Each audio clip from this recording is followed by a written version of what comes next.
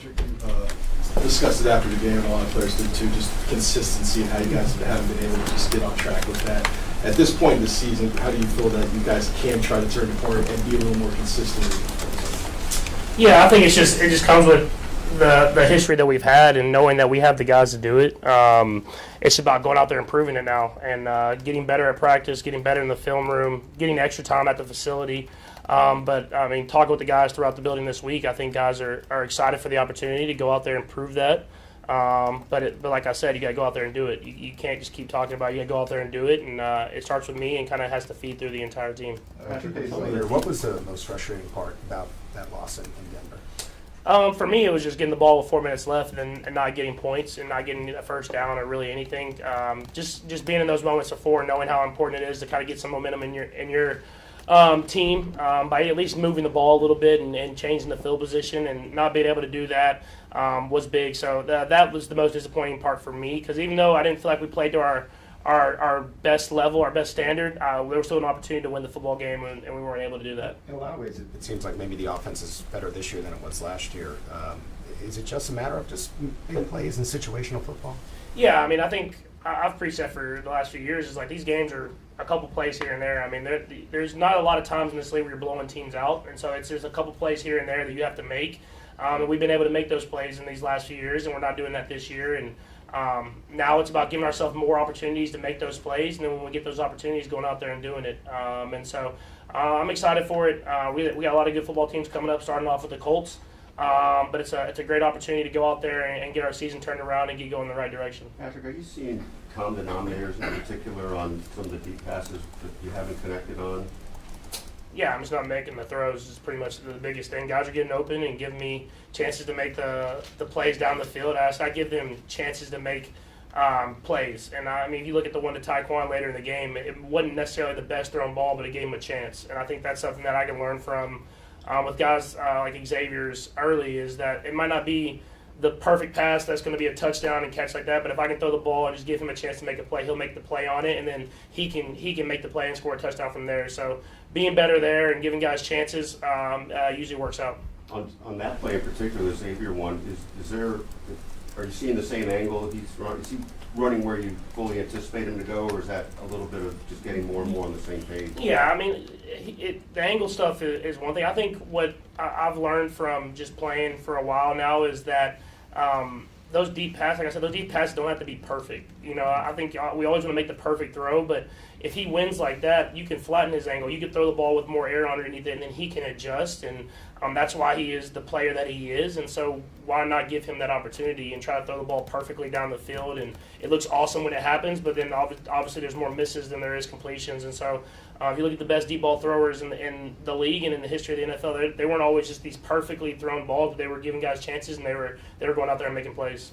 When you look at this Colts defense that got Lou Anarumo as a defense coordinator, does it look like what the Bengals used to try to do to you, or is it totally? They definitely do some of the stuff. I mean, Coach Anarumo is a great defensive coordinator, a great coach, and he has his stuff. But I think what makes him such a great defensive coordinator is he kind of tailors his team, tailors his scheme to the team that he's playing with, and so he wants to go with their strengths, and so getting their guys in the best position to succeed. And even from some of the trades they made, they've adjusted their defense as well. And so I think that's something that makes him a great coach, is that he's not stuck in his ways of like how he calls a thing. He adjusts his scheme to the team that's around him, and obviously they've done a lot of great things this year.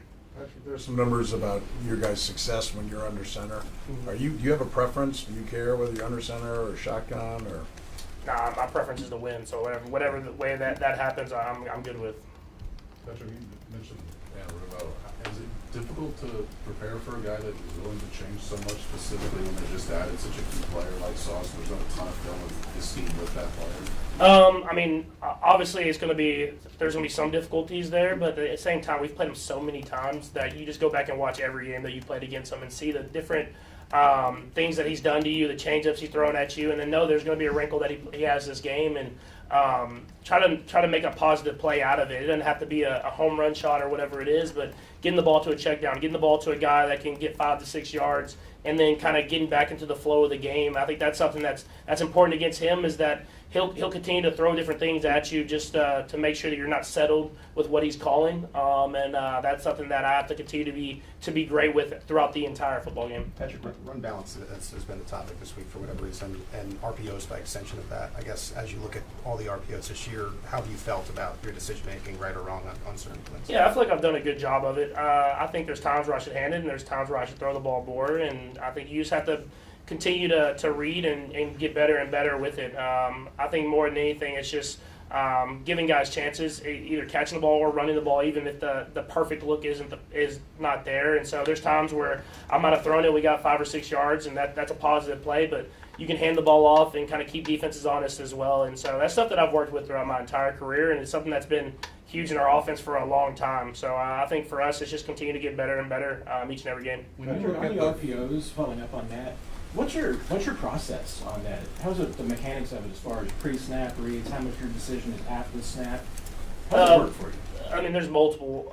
There's times we coach Heck and Coach Reed and all of them. They coach multiple ways of reading it. I mean, there's times where we're reading a certain guy, and there's times we're reading coverages, and there's times where you're reading space. And so it just kind of depends on that week and the team that you're playing, and being able to adjust accordingly. And so, like I said, you can.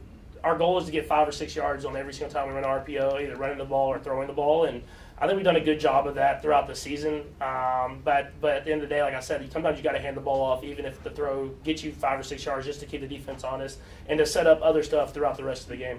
Patrick, I know there's a lot of conversation about the deep ball, but you don't have a lot of targets in the intermediate. Do you feel like there's, for lack of a better term, more meat on the bone there, that you could work that area a little bit more? Yeah, I mean, it's just kind of the coverages that we've been getting. I mean, teams are playing more man coverage against us, which gives more opportunities to throw the ball down the field. But until we prove that we can hit those throws down the field, then teams are going to continue to play man coverage. And so that's something that's going to be important for us, is to hit some of those throws. And once we start hitting some of the throws, like you saw this last game against Denver, you hit one deep throw, and all of a sudden the offense opens up, and then you're able to hit other throws as well. And so I think we've always done a really good job of being able to take what's there. It's just about hitting some of those deeper throws to loosen the defense up, and then give us opportunities to throw the ball everywhere throughout the offense. Anything you can pinpoint, Patrick, when you go back and rewatch the film, as to why you guys have had slower starts than usual on offense this season? I mean, there's been games where we've had great starts and we've usually won them, and there's been games where we don't have good starts and we've lost them this year. And so I think just learning from those. I mean, like this last week, if you hit the throw to Xavier, that's a great start, and then the Taekwondo after that. And so it's just little things here and there, but those little things add up. And I think that's something that we have to continue to get better and better at. I have to be better at getting us going in the right direction. If I'm going to make that throw to Xavier, I got to hit it. If not, I got to hit Travis to keep the chains moving. And those are those decisions that I have to make. And when I make those decisions, I have to go out there and execute them. Todd. Coach is so even-keeled, everything's kind of the same and keeps the routine. You get in a game like this, you're 5-5, it's obviously a big game.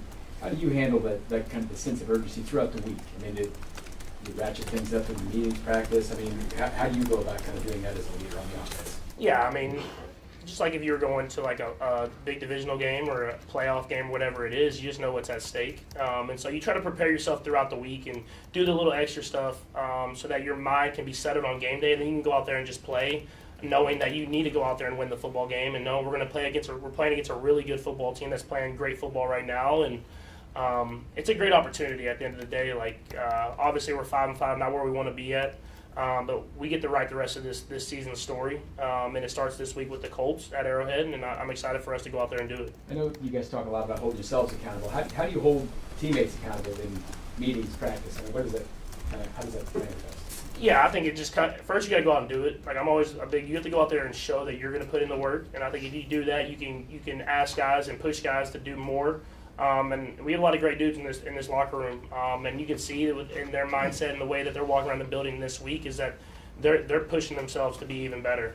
Knowing that we're this close, you have to just continue to push yourself to kind of break through that barrier and get to where we want to be at as a football team. And I'm excited. Like I said, it's not where we want to be at, and it's been a rough kind of high-low season, but we get to write the rest of the story. So let's go out there and do it. Last two, Nate and then Matt. Go ahead, Nate. Patrick, you've been really high on Josh Simmons ever since the team selected him in the draft. With him coming back and playing against those dominant pass rushers, did you learn anything extra, or is it just sort of reaffirming what you guys knew about how talented he could be? Yeah, I mean he's a great football player, and he's gotten better every week that he's played, and he'll continue to get better. But I think just for him, it's just going to continue to stack days on days of just getting better, pushing himself to be the best player that he can be. But like I said, like I since he stepped on, like you said, since OTAs when he got out there and the way he was rehabbing, the way he was getting back at it to training camp into the season, he's gotten better and better. And I think the sky's the limit. He's got to keep pushing to get even better. Matt? You know, based on how you described it and how, you know, Andy talked on Monday about how teams are sometimes encouraging or at least allowing you to pass on the RPOs, how much of it is that decision is baked in even to the game plan, or it evolves as the game goes on, that those are going to be passes just the way that baseline teams have played in the past or looks that they've shown or how they're playing that day? Yeah, I mean there is. I mean, like the first play of the game this last week. I mean, with that pressure, the safety pressure and like that, we knew they might get into a run blitz type thing, and you throw the ball to Rasheed, you get a first down, you kind of get the things going, and so that's the stuff that you want. But then there's times where you throw the ball and it might get 3 yards, like I did Travis later in the game, and you want to make sure that you give guys chances to run the football on plays like that. And so just reading the coverages, understanding what the defense is doing, and then making the best decision you feel like for the team. Thanks, Patrick. Thank you.